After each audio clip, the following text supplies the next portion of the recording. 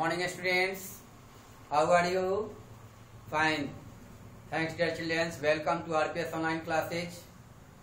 प्यारे बच्चों, अभी हम लोग स्टैंडर्ड 8 का हिंदी व्याकरण पढ़ेंगे।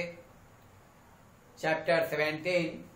चैप्टर नेम है अविकारी शब्द। आप सभी अपने सामने किताब कॉपी निकालें और इसे ध्यान आकर्षण होकर के पढ़ें, सुने और इसका प्रश्नोत्तर हल करें, परिभाषा को हल करें। प्यारे बच्चों, अभी हम लोग पढ़ेंगे अविकारी शब्द। अविकारी शब्द से क्या समझते हैं? तो जिन शब्दों में रूप, लिंग, पुरुष, काल आदि के कारण कोई परिवर्तन नहीं आता, उन्हें अविकारी शब्द कहते हैं। जैसे ओह, किंतु, धीरे इत्यादि ये शब्द जो है अविकारी शब्द माने जाते हैं।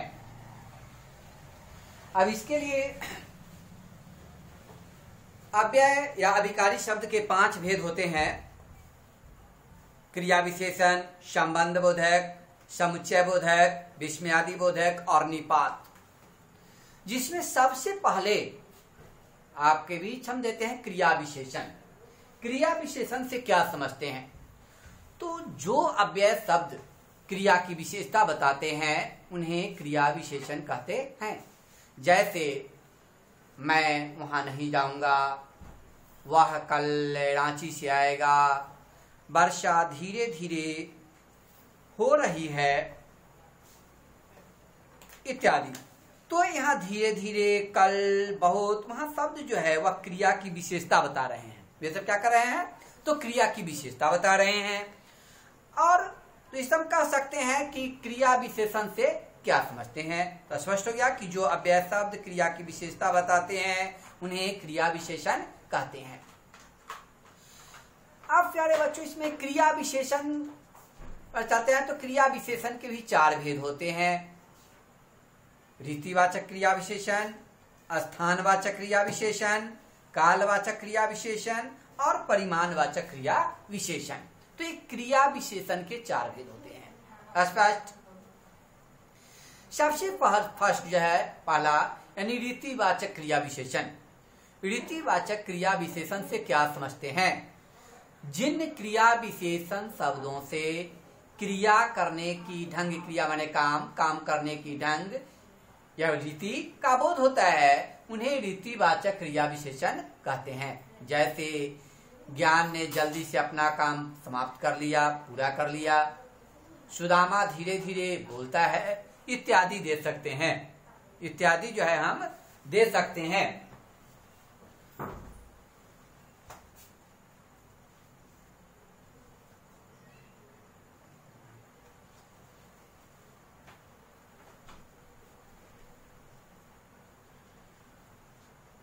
सेकंड जो है स्थानवाचक क्रिया विशेषण, यानी जिन क्रिया विशेषण शब्दों से क्रिया के होने के स्थान का बोध होता है, जो काम करते हैं, काम करने के होने के स्थान का बोध होता है, उन्हें हम स्थानवाचक क्रिया विशेषण कहते हैं।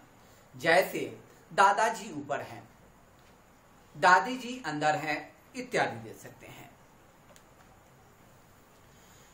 अब इसकी पहचान करने के लिए क्रिया पर कैसे या किस प्रकार के प्रश्न करने से जो उत्तर मिलता है वह रीतिवाचक क्रिया विशेषण कहलाता है। जैसे अमन कैसे बोलता है,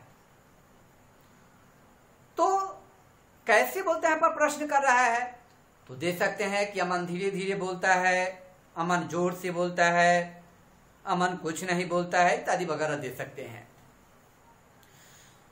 अब जब कहेंगे कि रीतिवाचक क्रिया विशेषण यानी जल्दी से, अचानक से, तेजी से, भली भांति, अवश्य, नहीं, अतएव, सच, झूठ, ध्यान पूर्वक, उचित, अनुचित, ऐसे वैसे, सुखपूर्वक आदि जो है वह रीतिवाचक क्रिया विशेषण कहलाते हैं।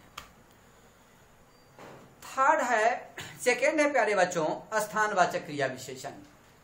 स्थानवाचक क्रिया विशेषण से क्या समझते हैं? यानी जिन क्रिया विशेषण शब्दों से क्रिया के होने के स्थान का बोध होता है उन्हें हम स्थानवाचक क्रिया विशेषण कहते हैं। जैसे दादाजी ऊपर हैं, दादी जी अंदर है इत्यादि। अब यहाँ स्थानवाचक क्रिया विशेषण यहाँ वहां, ऊपर नीचे, अंदर बाहर, आगे पीछे, दूर पास, आर पार, इधर उधर, चारों तरफ, सर्वत्र, आमने सामने, प्रत्यक्ष, दाएं बाएं इत्यादि का बोध कराते हैं।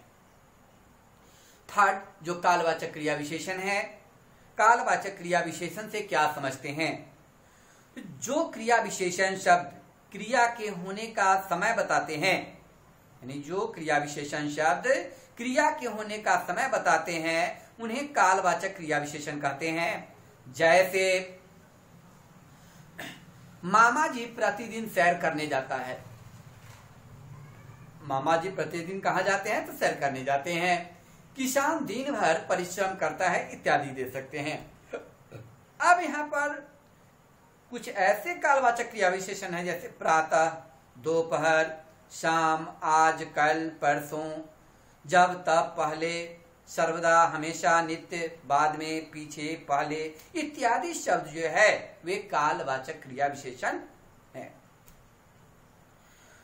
नेक्स्ट जो है प्यारे बच्चों, परिमाणवाचक क्रिया विशेषण।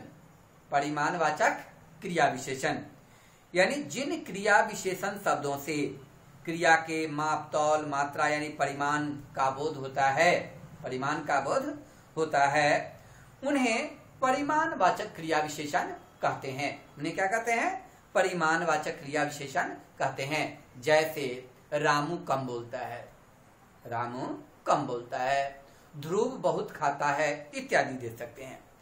अब यहाँ जो कुछ परिमाणवाचक क्रिया विशेषण है, इसमें पर्याप्त, खूब, अत्यंत, लगभग, अधिक, कम, तनिक, कितना, खूब, लगभग इत्यादि शब्द जो हैं वे परिमाणवाचक क्रिया विशेषण उदाहरण हैं। अब जो विशेषण और क्रिया विशेषण पढ़े तो प्यारे बच्चों प्रश्न दे सकते हैं कि विशेषण और क्रिया विशेषण में क्या अंतर है। तो पहले प्रीवियस क्लासेज में भी विशेषण पढ़े हैं कि संज्ञा और सर्वनाम की विशेषता बताने वाले शब्दों को विशेषण कहते हैं। जो शब्द संज्ञा या सर्वनाम की विशेषता बताने वाले शब्द होते हैं उसे हम क्या कहते हैं? विशेषण कहते हैं। और क्रिया की विशेषता बताने वाले शब्दों को क्रिया विशेषण कहते हैं। अब जैसे देंगे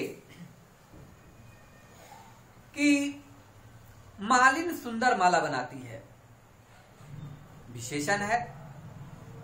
और सुनीता प्रतिदिन गाती है, तो सुनीता प्रतिदिन क्या करती है? तो गाती है। सुधा का घर बहुत बड़ा है, सुधा का घर बहुत बड़ा है। और जोशिका तेज भागती है इत्यादि दे सकते हैं।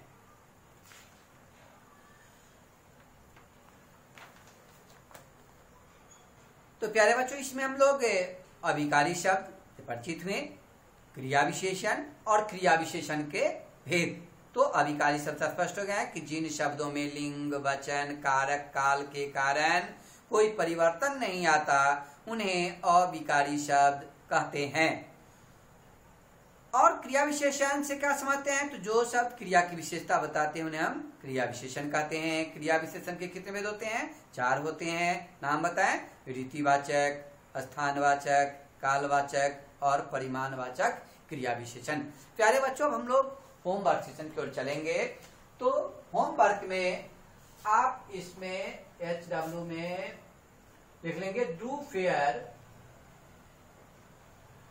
Chapter 17 and learn it. Thanks प्यारे बच्चों, नेक्स्ट अगले एपिसोड में।